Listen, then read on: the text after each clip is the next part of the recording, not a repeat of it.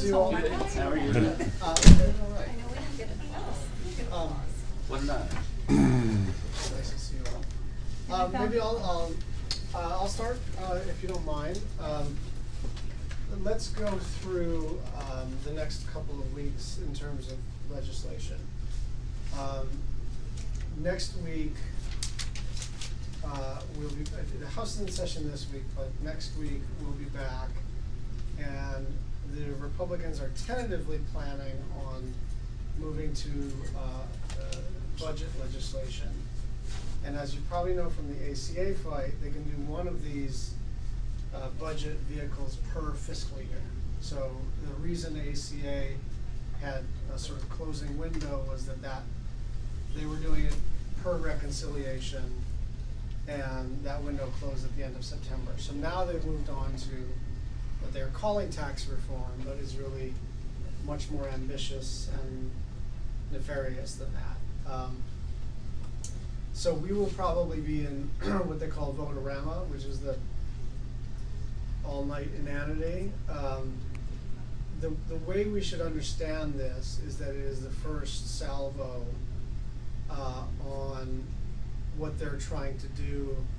To the extent that the ACA bill was really cuts to Medicaid combined with tax cuts, this is cuts to Medicaid with tax cuts and cuts to Medicare.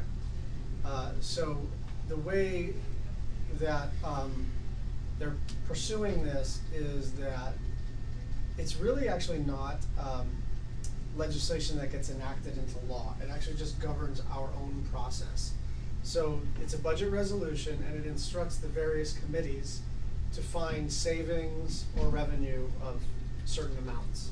And then the committees theoretically do that. They never do. Okay? But this specific vehicle, which was adopted on a party line vote last Thursday night, pretty late, allows for $473 billion in cuts to Medicare, and a little more than $1 trillion in cuts to Medicaid, and $1.5 trillion in borrowing, and it's probably more than that in terms of cuts and borrowing, because they also assume savings on the spending side that are not likely or real. Okay, so what's the good news? The good news is we may win again, and we're going to fight again. It's not at all clear what happens next week, because they will not take it to the floor if they don't have the votes. And we'll know that on the front end rather than the back end, because it's a motion to proceed to the legislation followed by the nonsense that is vote-a-rama. And so if they lose the motion to proceed, then that's it, and then we move on to other things. And you still don't have a budget. But there's a continuing resolution to December, so this package is for when? Yeah, so here's the thing. A budget is a framework. So when you do a state budget or a county budget, it's an actual budget or a family budget or whatever.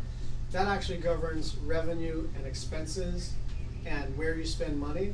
For us, the budget process is actually separate from appropriations. So the fact that we're in a CR and we're likely to do like an omnibus at the end of the year is, it should interact with the budget process, but it doesn't. Because remember, the budget process is not for the purpose of budgeting, but for the purpose of cutting taxes only using 51 votes, right? Sorry for all the technical stuff. What does that mean? That means we're ready for another healthcare fight, but on this one, if they succeed, they will shred the social safety net again. They will incur trillions in debt again, but arguably as important, this would really eviscerate the revenue for the federal government. So this is a pretty radical document, and we're going to fight it. We're trying to not be constantly at a fever pitch, because we've, I think, done a great job organizationally across the country at making our presence felt, in the legislative context. So we can't always be, saying all hands on deck. So I want to see how Monday, Tuesday, Wednesday play out before I, sound the alarm on activism and all the rest of it. But that's really the next big fight. Now, what I think is interesting about this one in particular, besides policy, is that it's hiding in plain sight why they're doing this, which is that they're super donors, not grassroots donors. Their super donors just said the Dallas piggy bank is closed until you do tax cuts, right? And so I feel like if they had secretly taped that or found it in an email that was forwarded incorrectly, it would be found to be more scandalous. Because this is like a bad movie, right? Where their super donors demand elimination of the estate tax and cuts to Medicare and Medicaid. It's too much, stereotypically a caricature of how people, I think view at least some Republicans. Try to run the country. Right. So, but this has been reported in Politico and the New York Times and everywhere else. So that's going on. Let's talk about Clean Power Plant. Pruitt is. Can you just say when the Dallas? You said something about the Dallas. They said the Dallas piggy bank is closed. Is that like the Koch brothers and things like that, Yeah. or who is that? Okay. Just Well, I curious. don't know exactly who it is, but I think it's the Mercers. It's the dark money. Oh, It's the dark I money. actually don't know who's who in that universe. Dark money. That's a scary. It's the word. dark money. Yeah. Let's talk about the Clean Power Plan for a minute. So I have nothing positive to say about Scott Pruitt's leadership of EPA, but the Clean Power Plan is not the law of the land right now. There was a federal district court judge in Texas that stayed the whole plan, and it was never implemented. So although it was sort of a lightning rod and a defining question for the Obama versus Trump point of view regarding climate, it is actually not essential to our progress on climate. That's number one. Number two is I think like they did on the methane rule, like they have on multiple other attempts to reverse Obama era regulations, they will lose in court, because you can make new policy, but you actually have to go through a rulemaking process. The Administrative Procedures Act requires that you go and sort of, it's like a quasi-judicial process. You have to there has to be a record created, and then you have to amend the rule. And if you're reversing a rule, then the standard is were you arbitrary and capricious. And if it's basically based on politics and not based on intervening information, the public record ends up being what the court will look at, and they'll say, on the one hand, 18 months of extensive public outreach and a rulemaking process. On the other hand, a political promise fulfilled, and we've been winning in lots of federal district courts. I think we will win on the Clean Power Plan as well. But again, the kind of foundation of clean energy progress in the country right now is the Clean Air Act, which will not be touched. And it's the investment tax credit and the production tax credit for wind and solar, which cannot be touched at least until 2020. I mean, I suppose they could put it on the chopping block, but there's bipartisan support for both wind and solar in the legislative context. So this was totally expected, and I'm perfectly capable of being outraged at Scott Pruitt and depressed at the fact that he's in charge of the EPA. This is, in the scheme of things, par for the course and not something to be overly worried about. I mean, there are enough things to worry about yet. Two other things. Disaster response and relief. It does look like we're going to move on a Puerto Rico package and a Houston and Florida package. It remains to be seen, because I haven't reviewed the legislation itself, whether it's sufficient. But I can tell you that, like, my instinct is that they're talking about $29 billion. That is a serious amount of money. There's no evidence from people who are tracking this, at the legislative text level, that this is not on the level. In other words, I mean, I think it would have been reasonable to be skeptical about the extent to which the Congress was willing to support Puerto Rico and Puerto Rican Americans like they support Floridians and Texans. But right now it looks like it's on the level, and it's not sufficient in the sense that it's not supposed to be, because this is a down payment, right? That what you do is you push some money out, and then you get a further accounting of what's necessary. Come on in. Scare her away. And then finally, North Korea. I don't have any specific information. I think that you know, it's something that bears monitoring, and my main worry is that we have a president who doesn't actually understand the full impact of his words. And he may in his own mind think he's playing the role of the tough negotiator, but it's more brittle than that, right? And I think that doing an orchestrated good cop, bad cop thing is a pretty common thing to do in life, in politics, in parenting, right? I mean, that's not uncommon. This doesn't seem like that to me. This seems like a lack of impulse control. And so, Tillerson. well, Tillerson being the good cop. Right. We had a hearing in the banking committee, which was primarily focused on sanctions. So we had the people at Treasury who do sanctions. There's a great person in charge who replaced Adam Zubin, who did Iran sanctions under Obama. She's a Republican. She's really good. She's on the level. I mean, they talked about coercive diplomacy, which is a three-pronged approach: sanctions, diplomacy, which include negotiations through intermediaries and include what we're doing at the UN, and then readiness, right? And the point I made, which I'll reiterate to you, is that actually they have a pretty good, at the State Department level, at the Pacific Command, and U.S. Forces Korea, U.S. Forces Japan, everybody's doing what they're supposed to be doing. The military is supposed to be ready, but not overly provocative. The sanctions people are doing what they're supposed to be doing, which is turning the screws where it's workable. And then the State Department and others, and people who care about peace and non-proliferation are doing what they're going to do. And it's a pretty coherent strategy. And the point I made is that that's really smart, and it doesn't account for the fact that the commander-in-chief is undermining a whole enterprise. And so, for instance, when we fly B-52s and B-2s as an indicator of our readiness, if it were part of a coercive diplomacy program, that's one thing, and it would be viewed one way. If it happens to be the same day that the president is using provocative language, it's viewed another way. And so I'm encouraging the people who are kind of point on working these issues to be aware of the fact that the president himself is a risk accelerant, is a risk, and to do whatever we can to get good information in front of him. Sort of good news, bad news.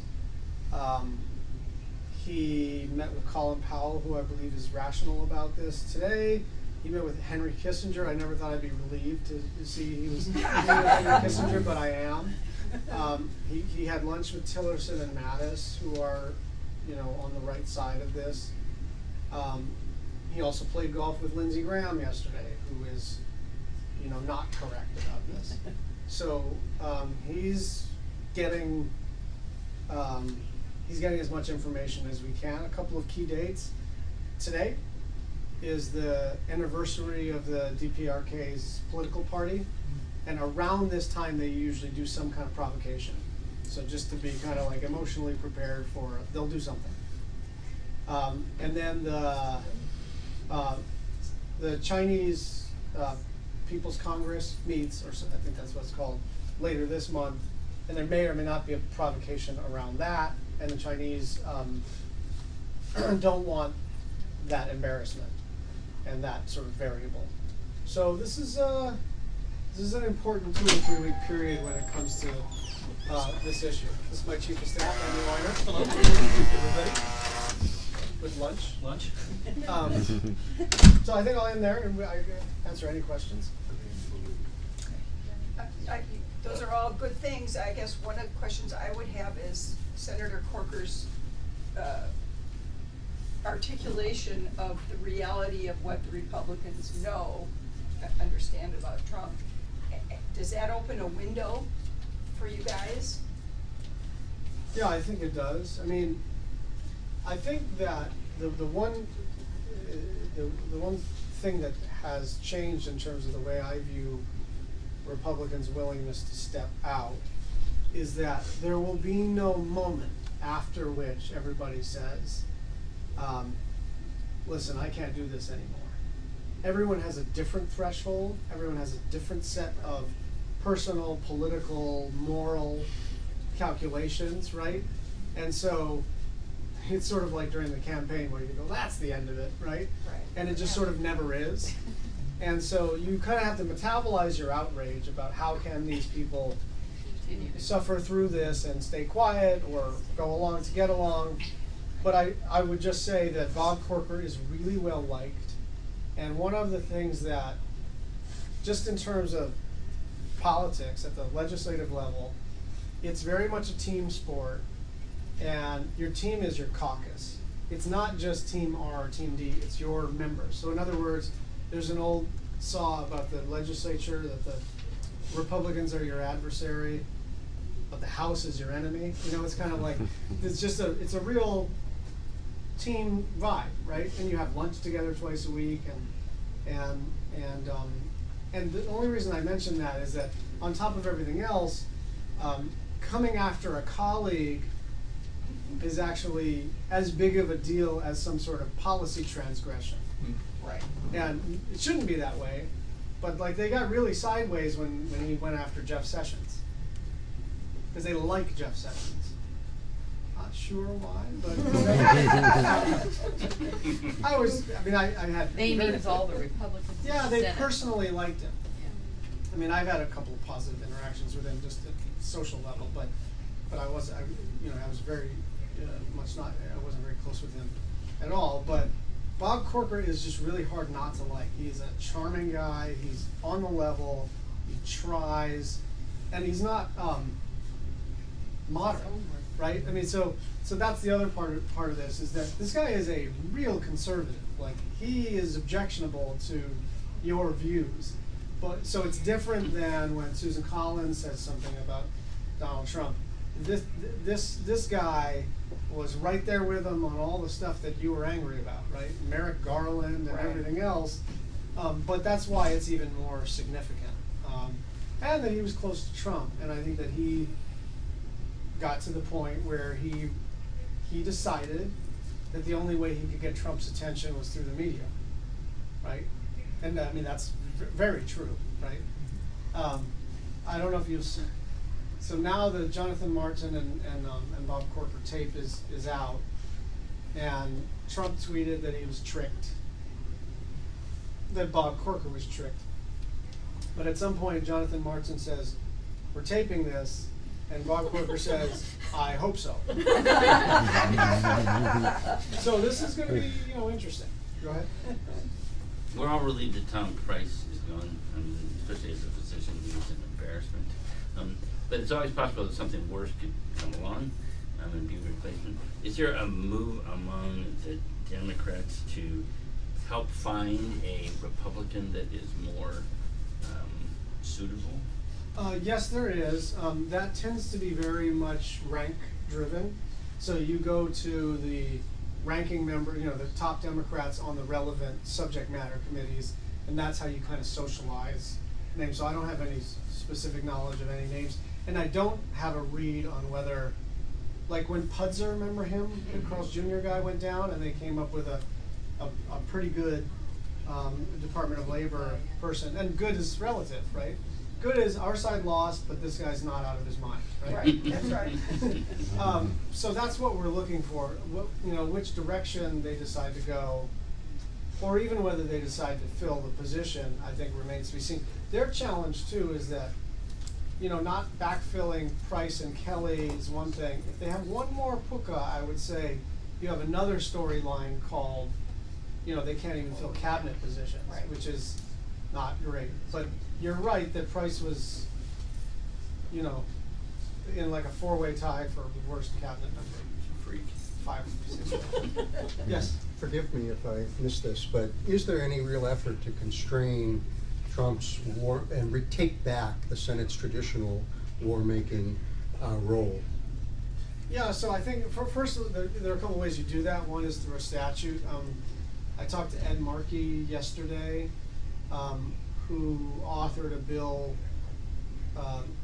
with Chris Van Hollen, and I think he's got 9 co-sponsors, to take away first strike authority. And I told him that I was going to get on that bill, because I think, actually, I think in any case, that there is no scenario, and I know that there was an active debate about this in the Obama administration about first strike, and I think Obama's first instinct was to take it off the table by executive order, and he was talked out of it. But I think generally speaking, it is hard to envision a scenario of the United States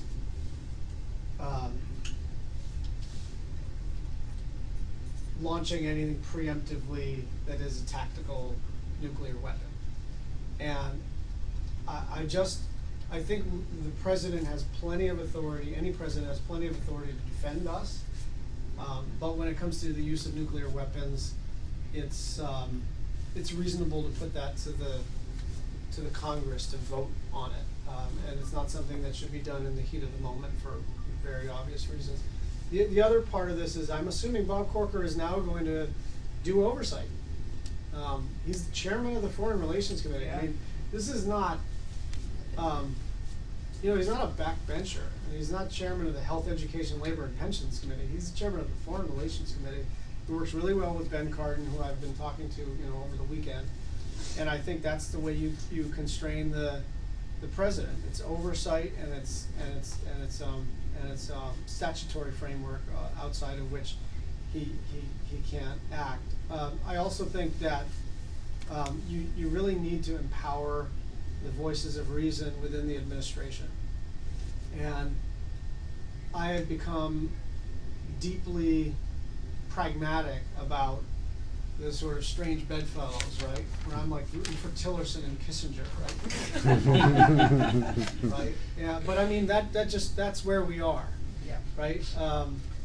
And so we want to empower the people who are not revolutionary nihilists, right? I mean, we just want to empower people who they may be wrong on a host of issues, but they may want to avoid war on the Korean Peninsula for their own set of reasons, right? That have to do with, global trade being shut down for a quarter, at least, right? I mean, there may be,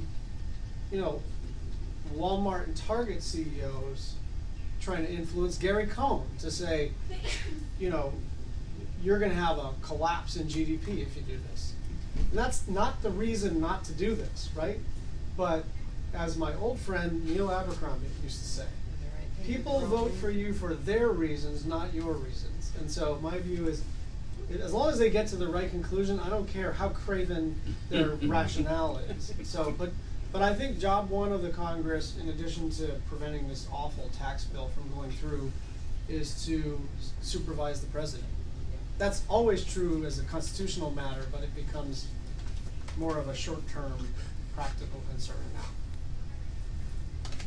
Are all these Republican and old establishment foreign policy gurus that kind of were pushed out or dropped out when they signed these anti-Trump letters and the like during the campaign, are they getting back into the game now? So that's part of the problem. Reassert their authorities and their knowledge. So it's a really smart question. That letter sort of made a lot of sense in the moment, because everyone had to do everything they could to prevent him from being president. Now that he's president, they have basically every person with any experience in the foreign policy space on the R side, like right there in black and white. And so are they still, in a position to influence things? Yes, but there are still keepers of lists, and it's a problem. And again, like, I'm trying to get the neocons in the room, for goodness sake, right? I mean, it's really crazy. But even the neocons don't want to do something, you know, quite as reckless as what his Twitter feed is contemplating. The good news is when Mattis and Tillerson are in the region, they say all the right things. And so the people who are pursuing a diplomatic track have this problem of having to explain away what the commander-in-chief is saying. And it is manageable, but barely.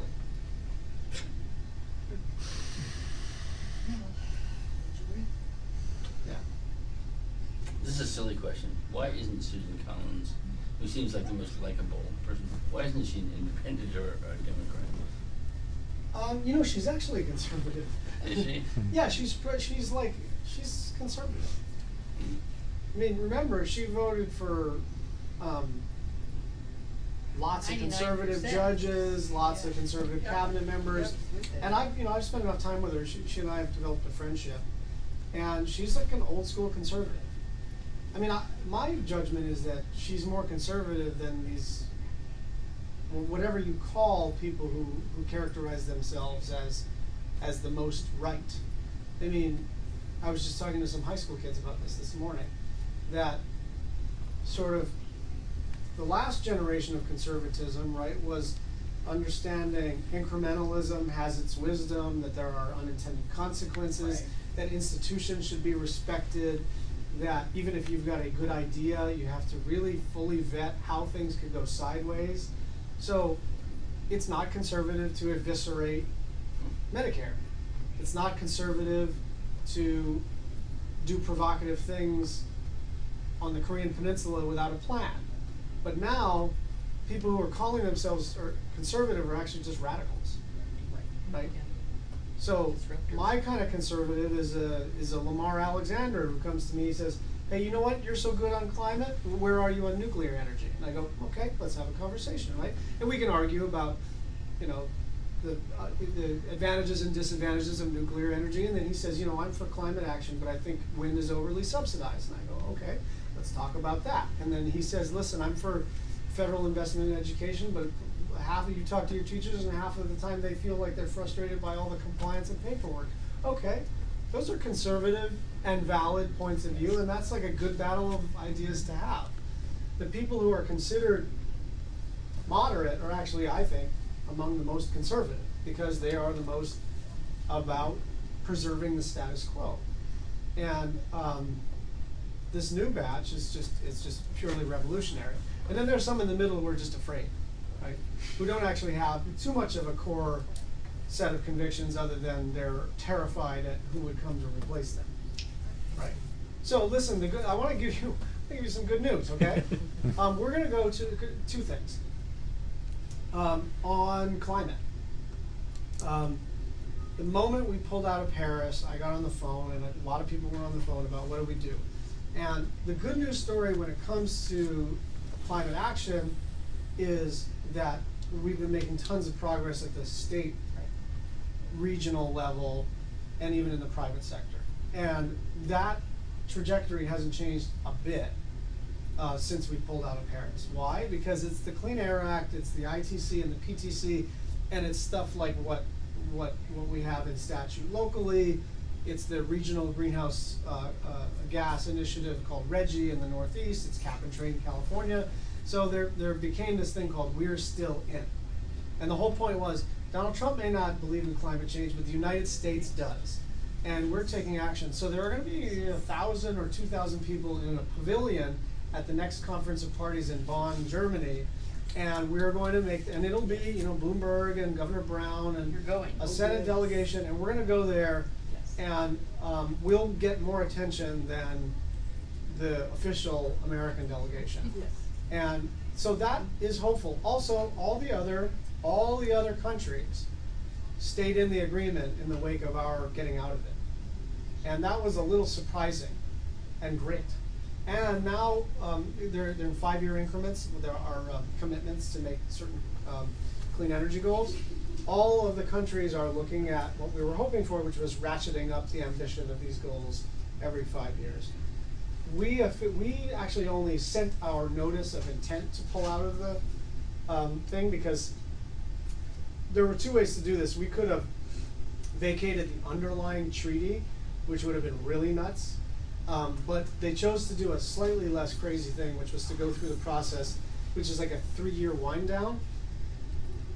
It actually, the day we pull out is the day after the next presidential election, which means new president and we're back in. So I wanted to give you that. Be a great election about, this year. yeah, well, that's right. Young people, everybody, but young people in particular ought to vote, if for no other reason than on Right. the basis of the planet. So that's good news. The other thing, which which we haven't talked about, which is really worth savoring, is that we knew what we were dealing with as soon as he was elected. None of this is surprising, although it shocks the conscience, right? But it doesn't shock the brain, right? We've been winning. You know, they haven't gotten their agenda through. And that is not because, and I actually think Schumer's doing an extraordinary job of keeping us together, of understanding the mood of the country, of the strategy and tactics in the legislative. Like, I think that part's going really well, and we've been hanging together from Joe Manchin to Bernie Sanders, right? It's all great. But it's just a fact that we wouldn't have succeeded if it were not for people like you. And so it's working. Like, are we going to win every battle? No. But we're winning more than I thought. And we have a historically unpopular president. We have an opportunity to pick up House seats. We have an opportunity to at least prevent a massive loss in the Senate, which I think was in play. You had 10 people running in Trump states, which meant that if we went from 48 to 38, they'd have a filibuster-proof majority, and then, you know, everything's at stake. So now, there was an article about how we could take the Senate. I don't believe that for a second, but I think we're in a much better position to certainly maintain the ability to filibuster bad legislation. And I'll just remind you, when and if we take the Senate, whenever we do, because we will at some point, that the filibuster is our best friend right now. And once we take charge, we have to remember that it will be tempting to do all the stuff, but the door swings both ways. And this is a good lesson for me, too, to watch this door swing both ways and remember that. And actually, it was Barbara Boxer who was really against changing the filibuster rules, because she talked about how she was the only person on the Senate floor fighting for women's reproductive rights in the late 70s, and without the filibuster, it would have been all over. So that's a side thought. But we are doing better than I thought. Yes? So we're really excited that you guys are going to Bonn. Yes. And we think that, I mean, on a number of different fronts, but beyond the fact that you're going, it's a showing of how a group of concerned people at all different levels can get things done regardless of what Trump wants. So it's kind of an end run, which is great. So he doesn't want to play, fine, we'll do it without you. Can we use that paradigm for other issues and say, you know what, Trump, you don't want to do X, you don't want to do Y, you don't want to do Z, we'll do it without you. There are enough people, I don't know, you call it the middle or whatever you want to call it, right-thinking people who want to get things done and are just going to get together and do it. Easier said than done, but when we talk about it a little bit, it's like, okay, we're here in Bonn and we're the real America. Ignore that man behind the curtain, because he is not the real America. We're here to tell you that America cares, regardless of what he makes you think. And I think parts of the world are ready to hear that, I hope. So would you have any thoughts at all about how we could leverage that in a way that just gets things done in spite of him? So I think that can look different depending on the issue. I think for climate, it was sort of straightforward how we would go about doing that. I think for, say, gun safety legislation, there's a strong argument for doing as much as you can at state legislatures. Some things must be federal, in which case the way you sort of circumvent or overcome the president's objection is to just work together on a bipartisan basis and either, you know, get him to come along at the end or have such an overwhelming vote that he can't do anything about it. But I think your basic question, I think, is the right one, which is how do we continue to actually advance the ball in the meantime? And so I don't think the tactics are going to look the same for each issue. I think it depends. I think on gun safety, maybe even in healthcare, in civil rights and human rights, you're probably looking at a state legislature strategy. On climate, and even in sort of more generally in geopolitics, you're looking at having other representatives of our country convey what we are all about. And then in the legislative context, I think it's finding a bipartisan center of gravity and then essentially treating him as though he's downstream from the decisions. Because part of where we've been able to work reasonably well together is that he has no particular appetite for any for legislating. I mean, he doesn't care about the bill. He just wants something on his desk.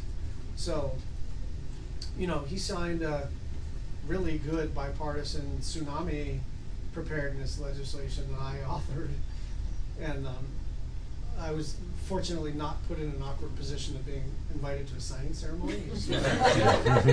But you know, he was happy to do a bill, right? And there was reporting, which was true, that the Democrats made the case for the premium support that needs to happen to stabilize the individual market for ACA.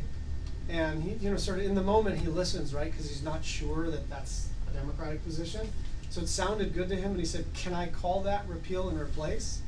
And a Democrat said, "You can call it whatever you want." So there is a little bit of, you know, that's where we were with DACA until basically Stephen Miller and Steve Bannon explained to him, like, "Oh, we don't do that around these parts," right? But in the moment, it is true that Schumer and Pelosi just made the case more persuasively, and he was fine with it. He is, poor. Yeah, I'm not sure how to say that. Yeah. He's not experienced. Let me just say it that way. So, I'm sorry for the question, but one last thing is that it feels like there's just a gradual erosion of LGBTQ rights. I mean, like, you know, taking away the ability of trans people to be in the military, Yeah. and then some other things that are happening. And that's really insidious, I think, and that's something to keep an eye on. How are we working on that? Well, we're fighting it. I mean, the transgender ban, we're looking to reverse it as a matter of law in the defense authorization, and we think we may succeed. I don't know for sure, but we're working on that. But you're right that, and it's not just LGBTQ rights, it's also women's rights. That, you know, my view is that he views those as buttons to push, that he doesn't wake up in the morning thinking about them one way or the other, but just ways to keep his base with him, agitate his base, stir the pot.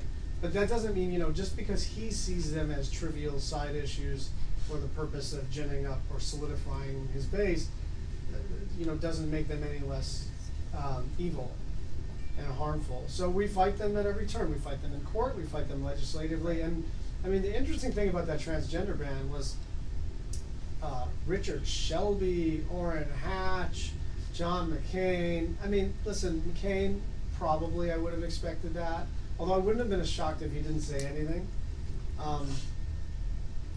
But Richard Shelby, I mean, there were a couple of people who were just caught on tape, and I mean, not caught on tape, but microphone put in their face, and they were like, I don't see why you wouldn't let anyone who's willing to risk their lives for the country if they're qualified to serve. I mean, it was like, it just didn't work for him politically. And so now we have a bipartisan group who wants to repeal that, or I should say overturn his executive order. Let me take one more question, and then I gotta run. Anybody who hasn't asked a question?